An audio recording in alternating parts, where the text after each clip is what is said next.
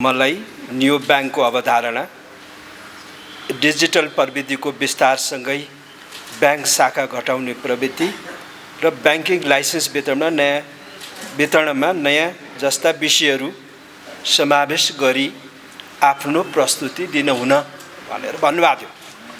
Text पठाउनु भएको छ र future of banking in Nepal भन्ने शीर्षक हिजोदेखि दिँदै आउनु भएको र मलाई के लाग्छ भने बैंकिङको बारे कुरा गर्दा banking today and banking tomorrow लाई सँगसँगै लगेर विगतबाट बैंकिङ प्र्याक्टिसेसबाट लेसन लर्न गर्दै र नेपालको बैंकिङ क्षेत्रको भविष्य आगामी बाटो सुधारको मार्गचित्रका कुरा गर्नुपर्छ जस्तो लाग्छ र बैंकिङ टुमोरोको कुरा गर्दा पाँचवटा कुराहरूलाई ध्यान दिनुपर्छ जस्तो लाग्छ मलाई। कुराहरुमा एउटा कुरा संस्थागत व्यवस्था त चाहियो, इन्स्टिट्युसनल एरेन्जमेन्ट त चाहियो, कस्तो हुने र दोस्रो कुरा कर्पोरेट कल्चर पनि चाहियो,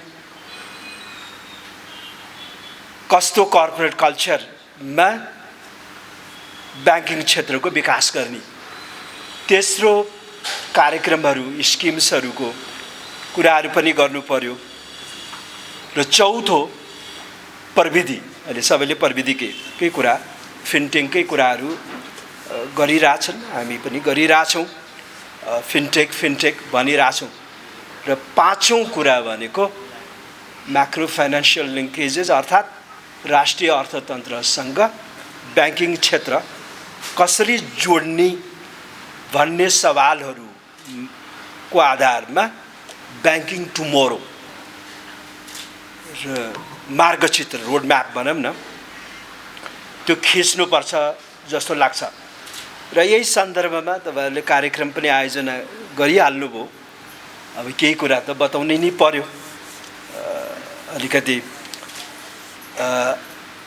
अब यो अहिले बैंकिङ टुडेका कुराहरू गर्दा अलिकति यो नेपालमा बैंकिङ क्षेत्रको विकास इभोल्युसन भन्छौँ नि कसरी भयो र त्यसबाट हामीले के पाठ सिक्न सक्छौँ, तीन चारवटा कुराहरू गर्नुपर्छ जस्तो लाग्छ त्यो सन्दर्भमा। अर्को अहिले एज अफ टुडे बैंकिङको स्थिति के छ भन्ने कुरा पनि गर्नुपर्छ। बैंकिङ टुमोरोको तयारी गर्दै गर्दा अब हामी सबैलाई थाहा छ इभोल्युसनको जहाँसम्म प्रश्न छ कार्तिक 30 गते 1994 मा नेपालमा एउटा आधुनिक बैंकिङ युगको सुरुवात भयो, हामी प्रवेश गर्यौं।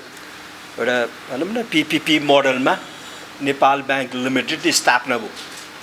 धेरै वर्ष पहिले हामी पीपीपी आज कुरा गरिरहेछौँ नि, पीपीपी मोडलमा नेपाल बैंक लिमिटेड स्थापना भएको, जनता र सरकारको सहकारी joint venture between government and the people, PPP यसरी भनिँदैन थियो। पीपीपी अहिले जसरी हामी पीपीपी भनिरहेछौँ नि, हाइड्रो पावर के पूर्वाधारमा पीपीपी भनिरहेछौँ, बैंकिङ क्षेत्रमा हाम्रो सुरुवात नै पीपीपी मोडलमा भएको। सो अब यसले केही लेसन हामीलाई दिन्छ भन्ने सन्दर्भमा मैले पीपीपी मोडलको कुरा गरेँ, पछि केही बताउँला। अनि त्यसपछि हामीले आधुनिक अर्थतन्त्रको निर्माणको लागि वित्तीय संरचना कस्तो हुनुपर्छ भन्ने सवालमा केन्द्रीय बैंकको स्थापना 2013, एनआइडिसी 2016 अनि थप वाणिज्य बैंक पुगेन, नेपाल बैंक लिमिटेडले सेवा दिन सकेन भनेर सरकारी क्षेत्रमा राष्ट्रिय वाणिज्य बैंक 2022 र कृषि विकास बैंक त्योभन्दा पहिले सहकारी बैंक थियो र कृषि विकास बैंक 2024 स्थापना गरेर आधुनिक अर्थतन्त्र को संरचना निर्माणको लागि उपयुक्त किसिमको वित्तीय संरचना यही हुनुपर्छ। तत्कालीन अवस्थामा नीति निर्माताहरूले त्यस प्रकारको मोडल अवलम्बन गरेको र आज हामी त्यो मोडलबाट के पाठ सिक्न सक्छौँ भन्ने सवालमा मैले जिकिर गरेँ।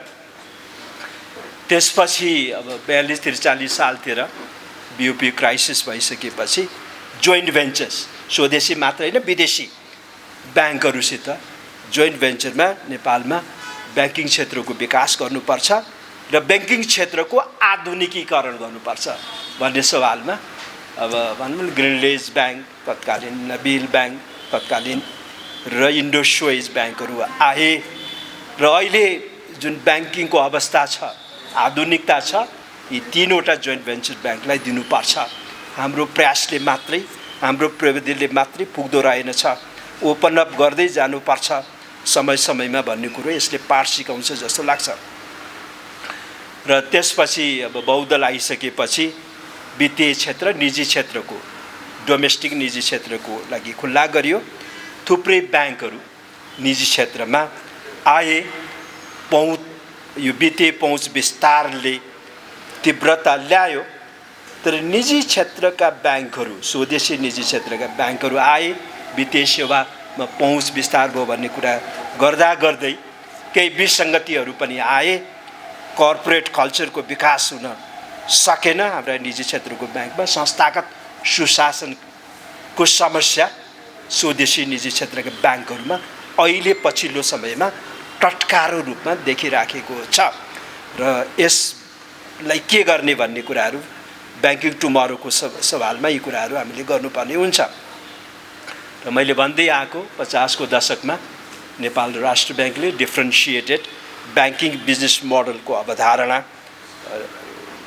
लागू गर्यो। Commercial banks for international trade र कर्पोरेट फाइनेन्सिङ र विकास ब्याङ्कहरू सानो पुँजीको निजी क्षेत्रको अनि त्यसले एसएमई फाइनेन्सिङ र वित्त कम्पनीले कन्ज्युमर फाइनेन्सिङ उद्यमशीलता अगेन र धितो नभएकाहरूलाई सामूहिक जवानीमा ऋण प्रदान गर्ने कर्जामाथिको पहुँच विस्तार गर्नको लागि लघु वित्त वित्तीय संस्थाहरू निजी क्षेत्रकै सहभागितामा स्थापना हुनुपर्छ। वित्तीय सेवाको विस्तार गर्नुपर्छ भन्ने कुराहरू नेपाल राष्ट्र ब्याङ्कले अगाडि सारेको कुरा यहाँहरूलाई निवेदन गरे। तर त्यो मोडल दिगो रहन सकेन। 70 को दशकमा आएर हामीले युनिभर्सल ब्याङ्किङ बिजनेस मोडल वित्तीय क्षेत्र विकास रणनीति जुन जारी भयो त्यो क्रममा युनिभर्सल ब्याङ्किङ मोडलमा हामी गयौँ। त्यो क्रममा त्यसलाई केन्द्रबिन्दुमा राखेर वित्तीय क्षेत्रको consolidation merger इक्विजिसन is a normal प्रक्रिया हो। हामी मेगा मर्जरमा पनि गयौँ जबरजस्ती मर्जर गर्ने कुराहरू र विकास ब्याङ्क र वित्त कम्पनीहरू धेरै उनीहरूको सङ्ख्या घट्यो।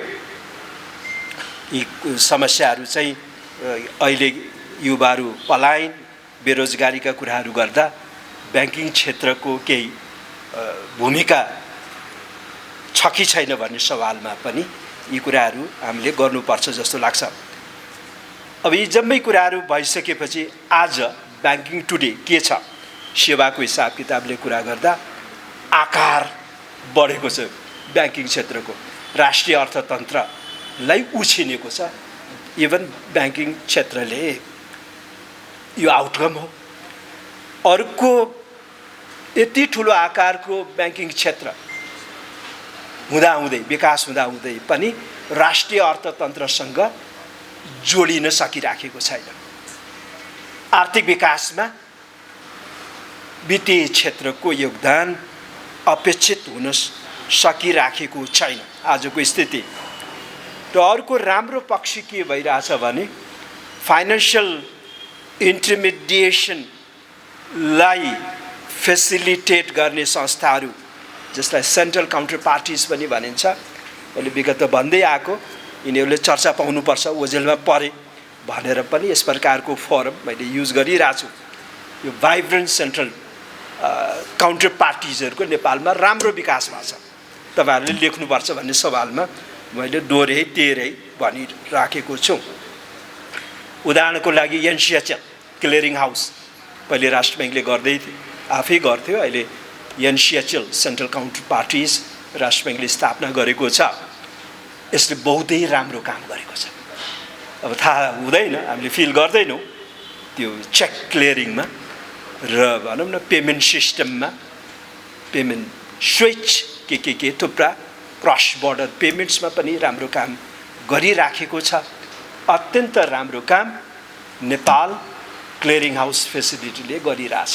पेमेन्ट सिस्टम जुन अहिले यो अवस्थामा पुग्यो, हामी this things are taken for granted हुन्छ, तर हामीले क्रेडिट दिनुपर्छ भन्ने सवालमा मैले एनसिएचएलको कुरा गरेँ, बखान गरेँ।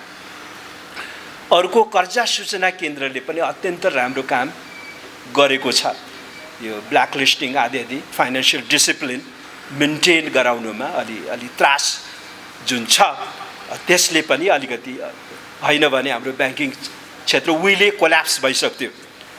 यो 57 देखि अहिले 82 थुप्रो वर्ष भइसक्यो, 25 वर्ष यो बिचमा थुप्रो सुधारका त्यति राम्रा कुराहरू त भएका छैन, तर कोल्याप्स किन भएन भने यी सेन्ट्रल काउन्टर पार्टिजहरूको सक्रियताको कारणले। अर्को सेन्ट्रल काउन्टर पार्टिज बखान गर्नै पर्ने एफआइयू वित्तीय जानकारी इकाइले पनि अत्यन्त राम्रो काम गरिराखेको छ, प्रोफेसनली काम गरिराखेको छ।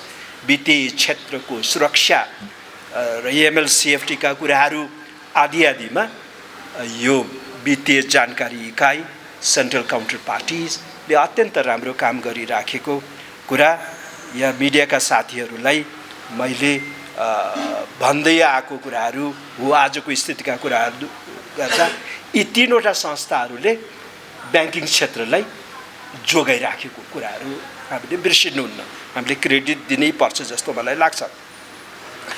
जहाँसम्म वित्तीय पहुँचको विस्तारको कुरा छ, विस्तार त भएको छ र वर्ल्ड ब्याङ्कको ग्लोबल फिन्टेक्स रिपोर्ट पछिल्लो 2025लाई आधार मान्ने हो भने अहिले द टोटल एडल्ट पपुलेसन मध्ये 60% को ब्याङ्क एकाउन्ट छ भन्ने कुराहरू वित्तीय पहुँचको यो इन्डिकेटरको रूपमा लिने गरिन्छ। र 2011बाट सुरु गरेको वर्ल्ड ब्याङ्कले ग्लोबल फिन्टेक्स प्रतिवेदन तयार गर्दै सार्वजनिक गर्दै आएकोमा 25%बाट अहिले 2025मा 60% पुग्नुमा यो डोमेस्टिक कमर्सियल ब्याङ्क्सहरू एग्रेसिभली सेवा विस्तारमा लागे, उनीहरूको योगदान यसरी पनि हामीले कदर गर्नुपर्छ भन्ने कुरामा। अब यतिले मात्र भएन, अरू देशमा त योभन्दा बढी छ। अब इन्डियामा त 89 झन्डै 90%मा वित्तीय पहुँच पुगेको, चीनमा त्योभन्दा बढी छ। अरू देशमा थुप्रो देशले प्रगति गरिराखेको अवस्था छ। अब सार्क कन्ट्रिजमा पाकिस्तान बाङ्लादेशभन्दा नेपालको अलि राम्रो स्थिति त देखिन्छ, र इन्डिया र अरू देशको तुलनामा नेपाल पछि नै रहेको छ वित्तीय पहुँचको हिसाब किताबले, के कर्जा के बचतको हिसाब किताबको कुरा गर्दा। र अघि मैले भने अर्को च्यालेन्ज भनेको राष्ट्रिय अर्थतन्त्रसँग ब्याङ्किङ क्षेत्र पटक्कै जोडिन सकेन। के औजार, के संस्थागत व्यवस्था, के कार्यक्रम, के वित्तीय प्रविधि, के संस्थागत व्यवस्था, यो कर्पोरेट कल्चर आदिको विकास गरेर राष्ट्रिय अर्थतन्त्र जोड्न सकिन्छ भन्ने सवालमा हेर्नुपर्छ। यी 5वटा कुरा अघि भनेको कुराहरू यहाँ ल्याउनुपर्छ भन्ने कुरा मैले राखेँ। अर्को ब्याङ्किङ क्षेत्रको इफिसियन्सीको सवाल पनि महत्त्वपूर्ण हुन्छ। कुशलता, अब 3वटा कुशलताका कुरा गरिन्छ। एउटा एलोकेटिभ इफिसियन्सी, अर्को अपरेसनल इफिसियन्सी, अर्को चाहिँ डाइनामिक इफिसियन्सी। अब रिसोर्स एलोकेसन त्यति नेपालमा इफिसियन्ट हुन सकिरहेको छैन। घर जग्गा सेयरमै धेरै ब्याङ्कको रिसोर्स कर्जा गइराखेको र क्रेडिट रिएलोकेसन गर्नुपर्ने राष्ट्रिय अर्थतन्त्रसँग जोड्नेको सवालमा एलोकेटिभ इफिसियन्सी पटक्कै नभएको कुरालाई हामीले महत्त्व दिनै पर्छ, डिस्कसनको टेबलमा ल्याउनै पर्छ भन्ने मलाई लाग्छ। र अपरेसनल इफिसियन्सीको सवालमा यो वित्तीय मध्यस्थता लागत स्प्रेडका कुरा गर्छु, अझै 4% छ। राष्ट्र ब्याङ्कको लक्ष्य त्यही वरिपरि चलिराखेको छ। अरू देशमा 2%मा काम गरिराखेका छन्। यो ब्याङ्कहरू अपरेसनल इफिसियन्सीको सवालमा नेपालमा अलि महँगै छ वित्तीय मध्यस्थता लागत। अब डाइनामिक इफिसियन्सी पनि ब्याङ्किङ क्षेत्रमा हुन सकिरहेको छैन। डाइनामिक इफिसियन्सी यो फाइनेन्सियल डिपनिङ भन्छ नि, अब कर्जा टु जिडिपी अनुपात, M2 टु जिडिपी अनुपातलाई लिएर हामीले फाइनेन्सियल डिपनिङका कुरा गरिरहेका हुन्छौँ। त्यो मात्रै होइन, वित्तीय सङ्गनता भनेको यो फाइनेन्सियल इन्स्टिट्युसन्समा विविधता छ कि छैन भन्ने कुरो पछिल्लो समयमा हेरिन्छ, न कि M2 टु जिडिपी रेसियो र क्रेडिट टु जिडिपी रेसियो। र यसमा पनि नेपालले काम गर्नुपर्ने। किन वित्तीय मध्यस्थता प्रभावकारी भएन भन्दा एएमसीको स्थापना नभएर हो कि होइन, बिडिएसको स्थापना नभएर हो कि, र यस प्रकारका वित्तीय संस्थाहरूको व्यवस्था नहुँदा वित्तीय सङ्गनता हाम्रो स्यालो भएको कुरा स्पष्टै हुन्छ। हामी त केमा मक्क छौँ भने M2 to GDP ratio, credit to GDP ratio सहीभन्दा माथि नाग्यो, फाइनेन्सियल डिपनिङ व्यापक छ भनेर एकाङ्की कुरा गरिरहेछौँ। अलि यसलाई चेन्ज गर्नुपर्छ जस्तो मलाई लाग्छ। अर्को च्यालेन्ज भनेको कर्पोरेट गभर्नेन्स। अघि मैले सङ्केत गरेँ, त्यसमा समस्या छ नेपालमा कर्पोरेट गभर्नेन्समा। अब Everest bank, Nepal SBI bank standard चार्टरमा केही समस्या छैन। उनीहरूले राष्ट्र ब्याङ्कले यो वर्किङ क्यापिटल गाइडलाइन्स ल्याउनुभन्दा पहिले नै वर्किङ क्यापिटल गाइडलाइन्स ल्याइसकेका थिए, वित्तीय अनुशासनमा बसेका थिए। तर हाम्रा निजी क्षेत्रका स्वदेशी निजी क्षेत्रका ब्याङ्कहरू, इभन सरकारी ब्याङ्कहरूमा यो कर्पोरेट कल्चरको, कर्पोरेट गभर्नेन्सको विकास हुन सकिरहेको छैन। यस कुन औजार प्रयोग गर्दा कर्पोरेट गभर्नेन्सको विकास हुन सक्छ भन्ने कुराहरू ब्याङ्किङ फर टुमोरोमा जोड्नुपर्छ भन्ने कुरामा मैले जोडेँ। अर्को उद्यमशीलताको विकास ब्याङ्किङ क्षेत्र मार्फत भएन, अर्थात् एसएमई फाइनेन्सिङमा पनि ब्याङ्कहरू चुकेको यो चुनौती चाहिँ छ। अर्को चुनौती भनेको सस्टेनेबल फाइनेन्सिङ, दिगो विकास वित्त।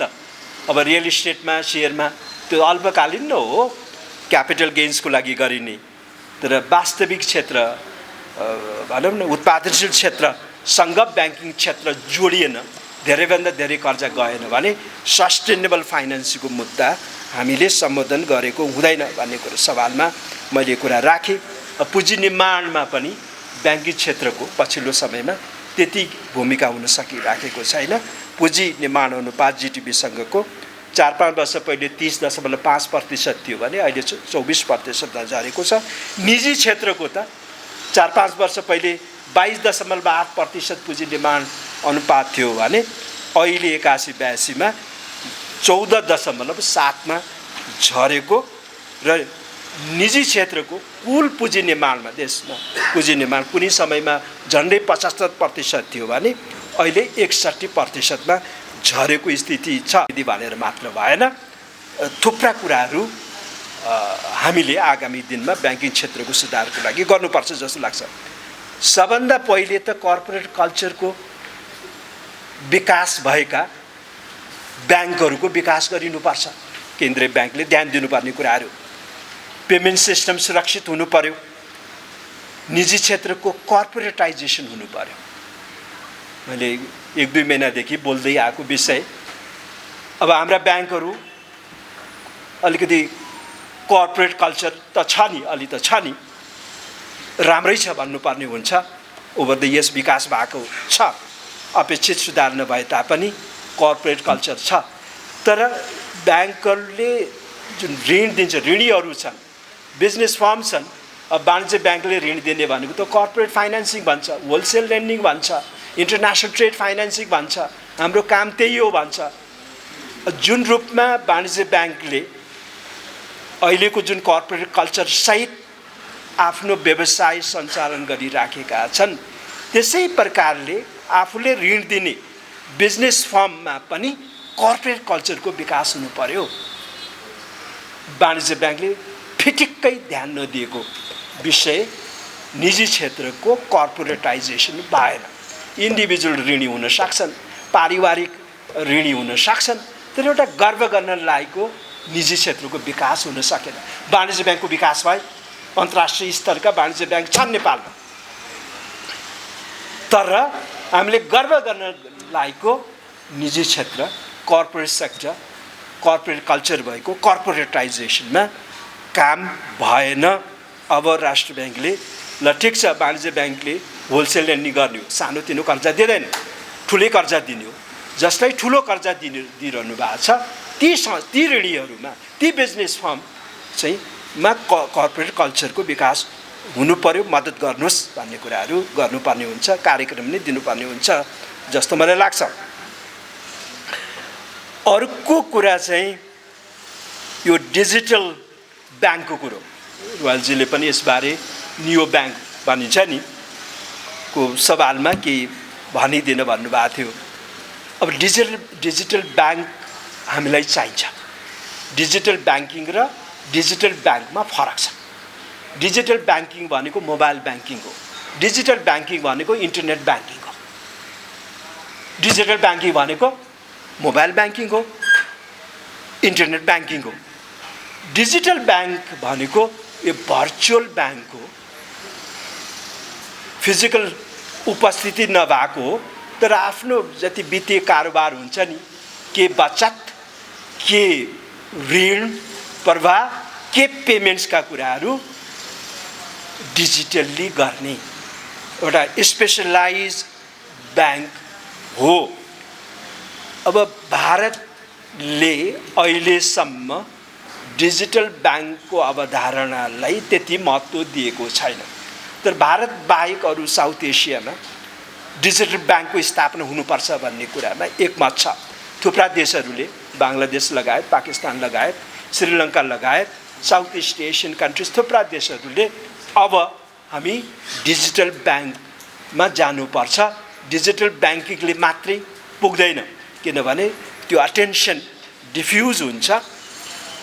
परम्परागत ब्याङ्किङ सेवा दिने ब्याङ्कहरूले पनि डिजिटल ब्याङ्किङ सेवा दिइरहेका छन्, ठिक छ, तर उनीहरूले डिजिटल ब्याङ्किङलाई अगाडि लान सक्दैनन्। त्यसैले साइबर सिक्युरिटीको समस्या समाधान गर्ने हो भने केन्द्रीय ब्याङ्कले डिजिटल ब्याङ्कको स्थापनामा पहल कदमी लिनुपर्ने हुन्छ। राष्ट्र ब्याङ्कलाई मद्दत पुग्छ र ट्रेडिसनल ब्याङ्क थ्रु साइबर सिक्युरिटीमा केन्द्रीय ब्याङ्कलाई सहयोग प्राप्त हुँदैन, उनीहरूलाई जानकारी हुँदैन, विशेषज्ञता हुँदैन, राष्ट्र ब्याङ्कलाई पनि हुँदैन।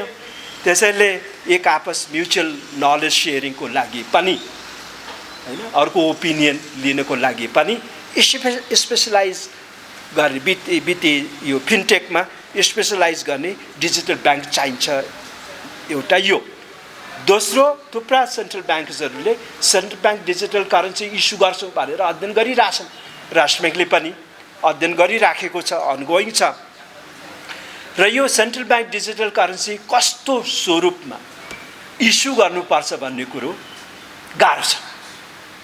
चाइनाले अलिअलि गरिरहेछ, एक दुईवटा अरू केन्द्रीय ब्याङ्कले गरिरहेछन्, तर ठ्याक्कै के हो, कस्तो किसिमको central bank digital currency issued गर्छ, एक्सेप्टेबल हुन्छ, सजिलो हुन्छ भन्ने कुरो थुप्रा सेन्ट्रल ब्याङ्क्सहरूलाई थाहा छैन।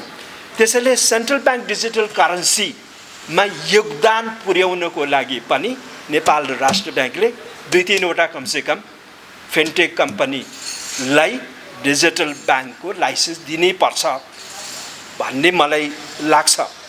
तेस्रो, ब्याङ्किङ सेवालाई इम्प्रुभ गर्नको लागि, अहिलेको भन्दा बेहतर राम्रो गर्नको लागि पनि डिजिटल ब्याङ्क चाहिन्छ। भारतले स्वीकारेको छैन, सुरु गरेको छैन भन्दै हामी भारतको पिछे लग्गु पनि हुनु भएन, यो लिप फ्रक पनि गर्नुपर्ने हुन्छ। त्यो हिसाब किताबले डिजिटल ब्याङ्कलाई हेर्नुपर्छ भन्ने मलाई लाग्छ। भारतमा पनि नीति आयोगले त डिजिटल ब्याङ्कमा भारत जानुपर्छ भन्ने कुरा गरेको थियो, पेपरै तयार गरेको थियो, तर आरबिआईले ब्याङ्कहरूका कुरा सुनेर हामीले दिइरहेछौँ नि किन चाहियो भनेर उनीहरूका कुरा सुनेर नीति आयोगले दिएको सुझावलाई आरबिआईले अहिलेसम्म ठुक्राइराखेको, नमानेको कुराहरू मैले निवेदन गरेँ। तर अरू देशमा जानुपर्छ भन्ने कुराहरूमा अगाडि बढिरहेछन् भन्ने कुरा राख्न चाहन्छौँ।